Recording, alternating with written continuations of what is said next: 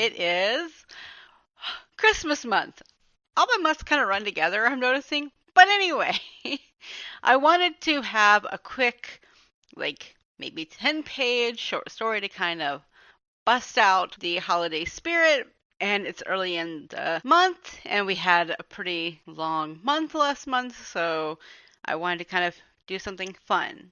That means we're going to talk about White Collar Christmas by Misty Evans. Oh, wait. I should probably introduce myself, huh? My name is Jessica, and I am the host of Deconstructing Damsels. Again, this is going to be a very short, maybe like 10-minute episode. I don't want to make it too long. It's just kind of like a lead up because I have other ideas coming for the rest of the month. I hope you guys are having a good holiday season. I know that the pandemic has been fucking with everybody's schedule, and I know that. And so I really just want you guys to have a fun time. And I know that not every holiday happens in December, but it's the most common one, so I'm kind of taking that as a point to call. And again, the short story is like 10, 12 pages, so it's really short, really easy to read. I will give you my rating at the end of the episode, but White Collar Christmas is about Sarah Amos. She's an undercover agent for the FBI, but she's kind of a rookie, and she's been told to be this chauffeur for this guy who is a criminal, a forger, and that guy is Alexander Batisto. I think I said that right. Of course, what she doesn't know is this is really just a training exercise, and you find that out later, and it's all a thing. But anyway, so she looks like an FBI agent except for one thing. She's from Jersey. Can you guess? If you guessed hoop earrings the size of Texas, you are right. And so he notes all these things about her, and, he gets really super friendly with her, which kind of eked me out, I have to say, because there's a part in here that goes, the obvious button to push was sexual. Using sex as a tool to make her blow her cover, however, would be playing with fire. Bottom line, though, she was sure to face sexual harassment from real criminals, so putting her in a few hot situations would be good experience for her. Sorry, what? Let's rewind this backwards a bit. So she's going to face sexual harassment with real criminals, so you're going to do the manly thing and do it for her. I should note this was written in 2008 and I got it for free. I know I got it for free because I would not buy this book. But I liked the idea because I like the idea of, FBI agents and women being in charge. And, this was around the time that, Sandra Bullock was doing that whole era, I think. And so it was really interesting. And I like the fact that, she talks about how he smelled like something from her mom's kitchen, right? And I love it when you have that connection through sensory. I really do. But I like it better when there's not like some kind of weird harassment thing going on. So, he also says, and probably for him too, getting back on the bike was not as easy as everyone said it was. A little flirting that would lead absolutely nowhere was safe. And when it came to women these days, Alex liked safe. So, you're using her to flirt so you can get better at dating. Y'all. And the thing is like, those kind of comments are throughout. And basically, like, he invites her to go get a martini. She does. They do this for like 2 weeks. And then on Christmas Eve, surprise! It's kind of talked about a bit. And when he kisses her on Christmas Eve, she even brings up, this is like a huge conflict of interest. And she's a rookie agent. So she's put in all this time and energy and effort.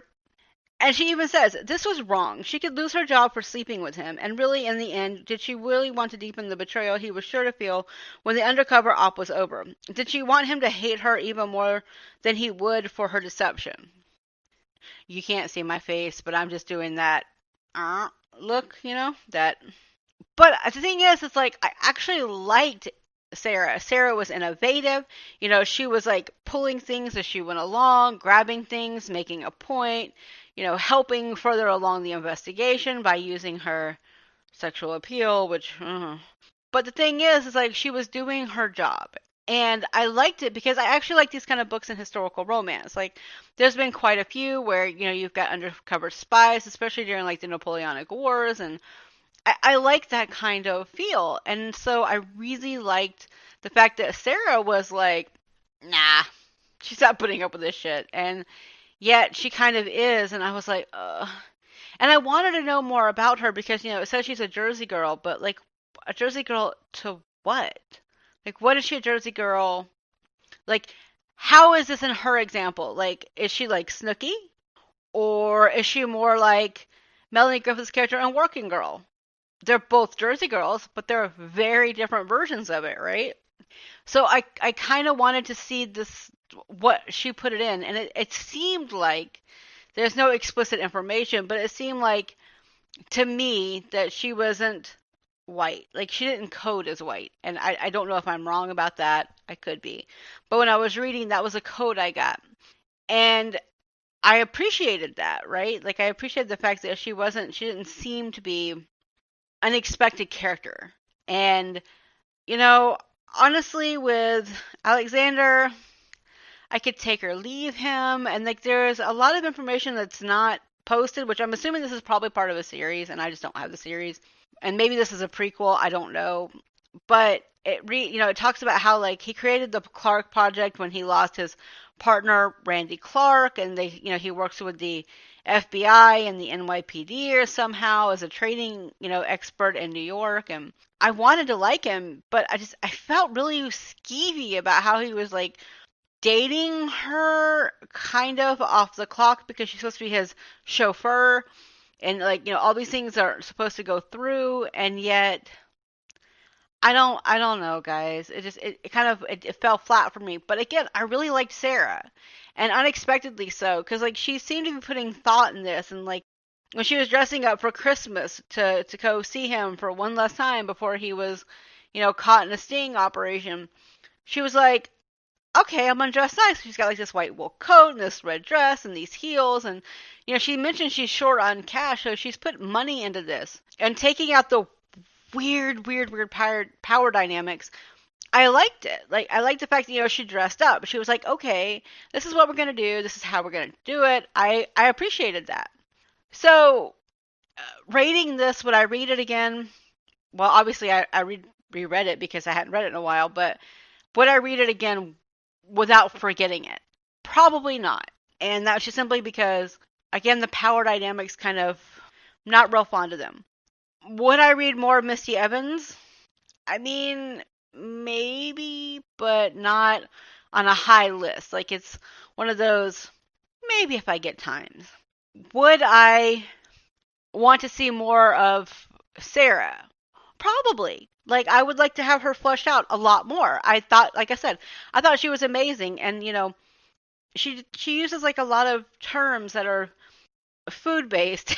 And so I'm gonna like give a shout out to Boobies and Noobies Simmer Down episode by Sarah Smith, I think. Sorry, I didn't catch the name. I mostly was just listening to it because it's all about food, and I'm a food person. So, and that's kind of like this because she mentions that he smells like her mama's decadent spice cake, and she also mentions that like he's gonna be able to taste like fear, like the licorice on the back of his tongue, or I like those kind of descriptions because I understand what they are.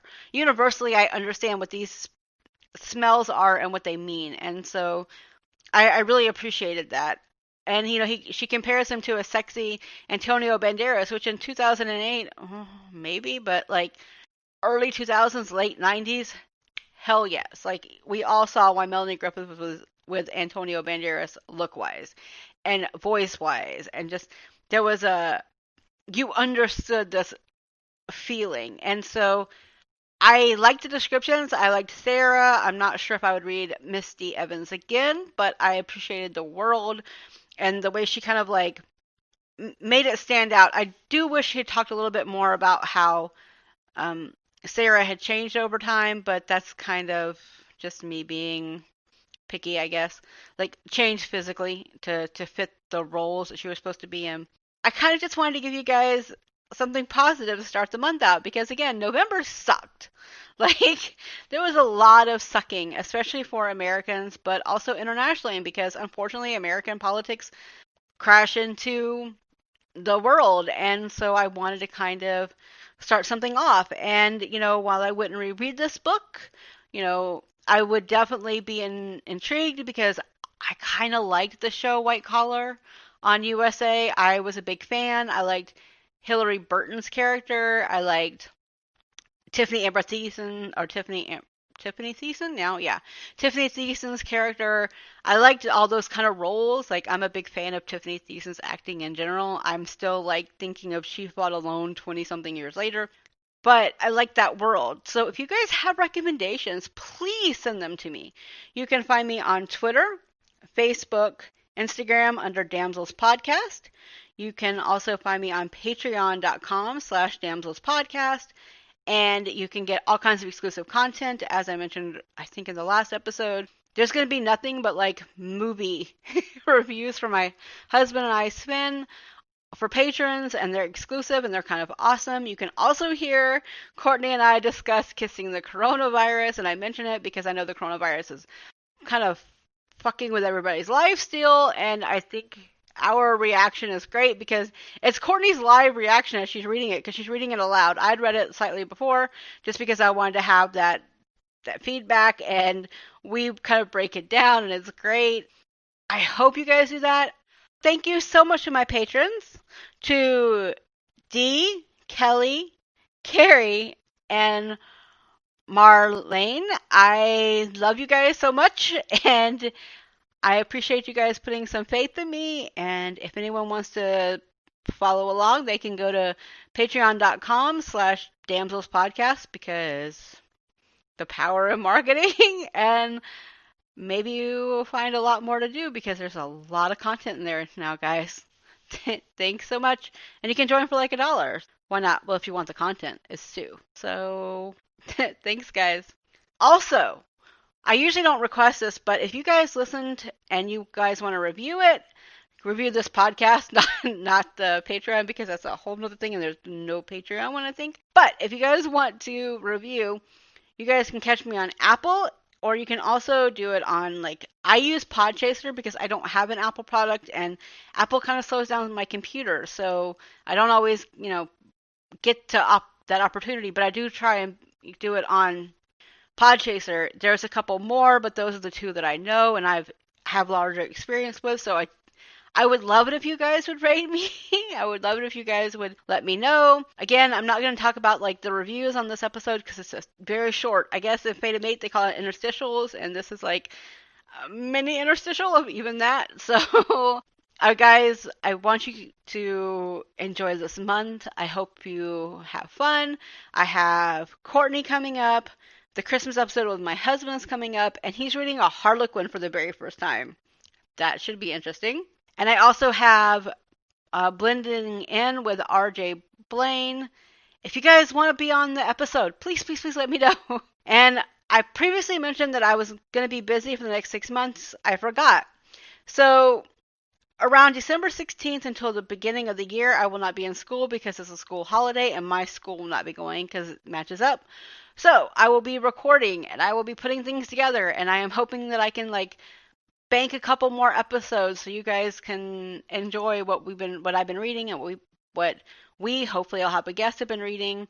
I really, really want someone to read Blending In with me because it was like 89 cents, I think, or well, 89 euros. I think it was like 99 cents, and I haven't started it yet, but it looks really good. So I'm going to try and record that soon. If, like I said, if you guys want to catch it, social media, you can also email me at damselspodcast@gmail.com. Have a good week, guys. It's been a really hard year, and I want everyone to have a little bit of fun the last month or so, just to kind of enjoy it. And that side note, hot damn, Romancing the Runoff raised almost $450,000. There's a little bit left to go. I can't wait to see what happens. So nice round numbers are good, right? Seriously, just have a fun day. Bye, guys.